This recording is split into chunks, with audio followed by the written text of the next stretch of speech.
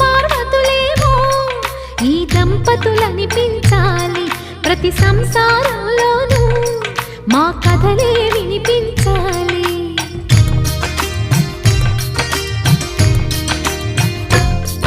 ఆ సిరిని శ్రీహరిని మా జతలో చూపించాలి. శ్రీకాంతుల కొలువంటే మా కాపురం అనిపించాలి. మా ముంగిలిలోన పున్నమి పూల వెన్నెల విరియాలి. మా చక్కని జంట చుక్కల తోట పరిపాలించాలి.